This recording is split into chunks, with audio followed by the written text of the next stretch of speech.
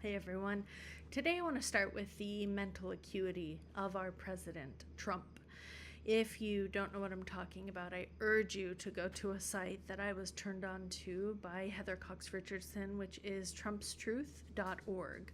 What it does is it reproduces, along with the date and the time, the social media messages coming from Trump's Truth social account. And these may not necessarily be all coming directly from him, of course.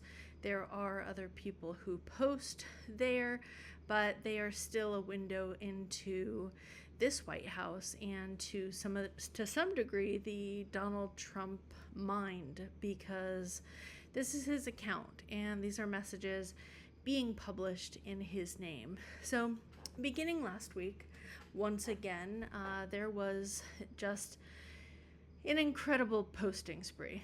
A lot of AI slop, a lot of attacks on other people, and just sort of this constant stream of material that, it's hard to not take seriously and talk about the president's state of mind. And I'm not a doctor, I'm not diagnosing Trump, but I am watching him, I'm listening to him, I'm reading what's being published, and it's a lot.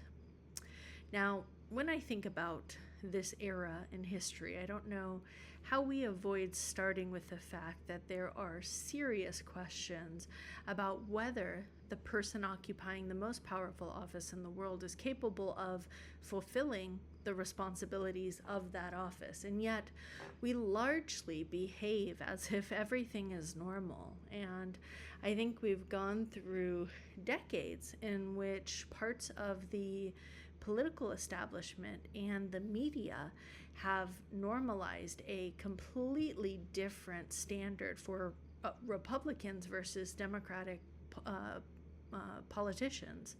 And a Republican can behave in ways that are just absolutely outrageous, and somehow the bar just keeps shifting and keeps moving. And meanwhile, a Democrat has to be perfect.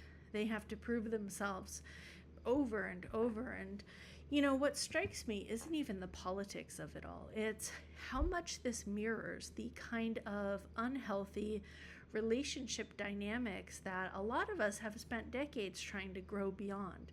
Deny, deflect, minimize, sweep things under the rug, protect the in-group instead of confronting the truth. And as a society, we've become far more aware of these patterns, I think, in families, in friendships, in workplaces. We recognize that trust isn't built by pretending that nothing's happened. It's really built through accountability. And it's striking how easily we forget some of those same lessons when politics enters the conversation. I like to, be willing to ask the questions that are needed about the fitness for this office and being able to really confront this. And now this brings me on to something else. And I don't know about you, but there's so much news constantly. I mean, we have Iran. We have the economy, we have what's happening with immigration, we have attacks on national forests and public lands, we have enormous regulatory changes. And, some of the most consequential things happening right now are not necessarily the things that are making the biggest headlines. There's changes to regulations most of us, I don't think, even knew existed. And one of those is historic preservation. Now, most of us understand the general idea behind historic preservation.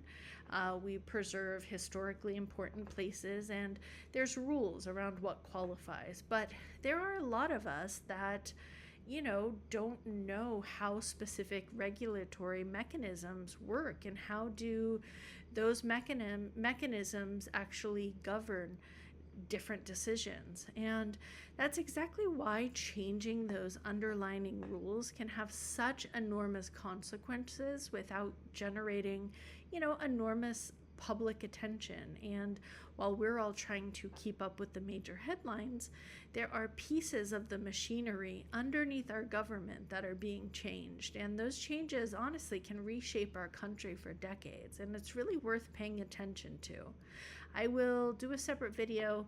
I'll dig into that. So this administration, what have they accomplished?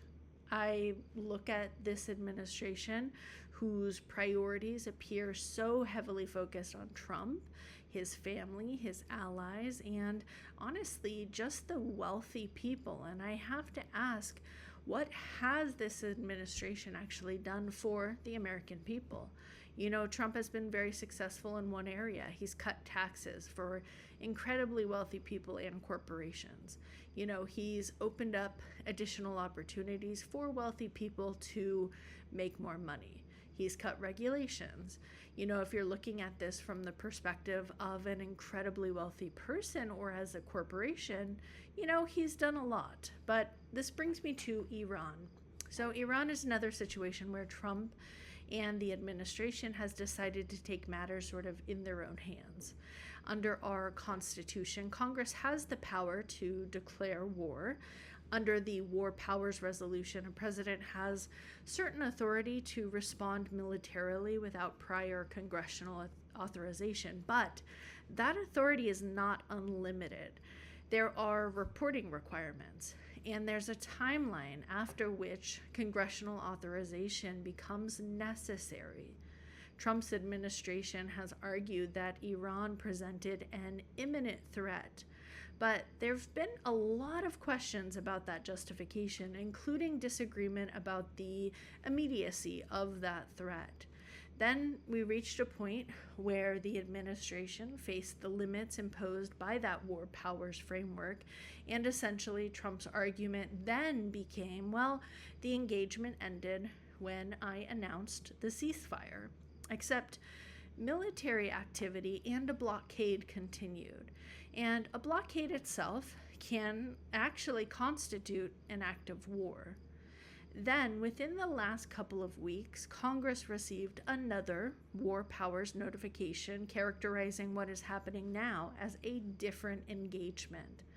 And this is where you don't get to continue the same conflict, put on a new name, and pretend you've reset the constitutional clock.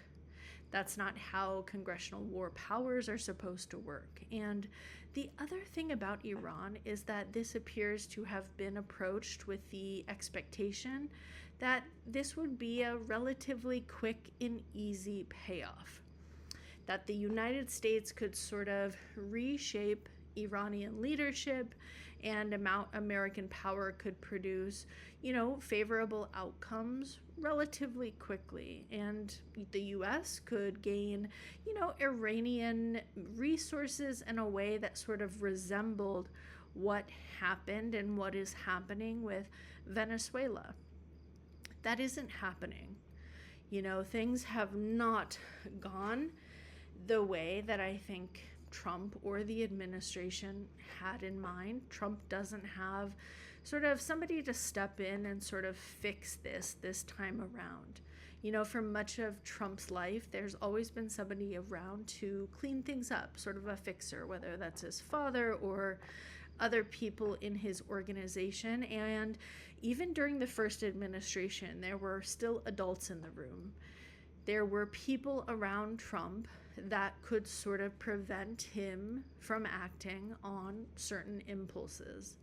And he doesn't have that anymore. They don't exist in the same way now. And Iran may be showing us what happens when Trump gets himself into an extraordinarily complicated geopolitical situation and there isn't somebody standing behind him capable of quietly fixing it. The thing to focus on, though, is that Trump will eventually leave office. Administrations end, presidents leave, but the U.S. will continue to live with the consequences of this president long after he leaves office. There's so much happening in America right now. It's very hard to keep up with every single story. Thank goodness for independent media, Midas Touch, Heather Cox Richardson, Secular Talk, Kyle Kalinske, Breaking Points. There's a lot of really good coverage out there. Stay tuned in, keep asking questions. Do not normalize things simply because we see them happening every single day. We have to continue demanding accountability from the people that we've entrusted with extraordinary amounts of power. So continue to follow me here, like, subscribe, and I will see you in the next episode.